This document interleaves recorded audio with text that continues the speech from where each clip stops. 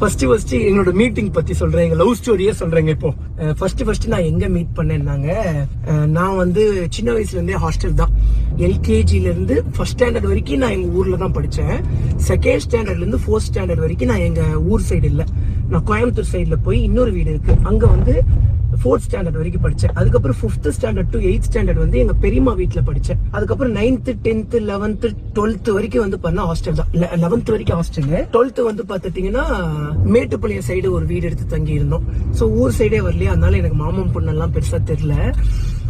ரொம்ப க்ளோஸான ரிலேட்டிவ்லாம் தெரியும், பட் இந்த மாமாவோட பொண்ணெல்லாம் எனக்கு தெரியாது. ஒரு வாட்டி ஒரு அண்ணாவோட மேரேஜ் ஃபங்க்ஷனுக்கு போயிருந்தேன். அப்ப வந்து நான் காலேஜ் ஃபர்ஸ்ட் இயர், பாப்பா வந்து 8th முடிச்சுட்டு 8th லீவ்ல இருந்தா. ஓகேங்களா?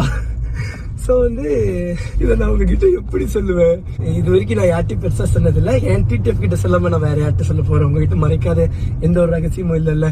ஆக்சுவலி வந்து நான் செம ஒரு ஃபன்னான கேரக்டருங்க. என்ன மைண்ட் செட்ல இருப்பேன்னா, லவ்வே பண்ணக்கூடாது, ஆனா சைட் மட்டும் அடிக்கணும். ஏன்னா பயங்கரமான லவ் ஃபெயிலியர். ரொம்ப சின்சியரா லவ் பண்ண பொண்ணு வந்து என்னை விட்டுட்டு போயிடுச்சு.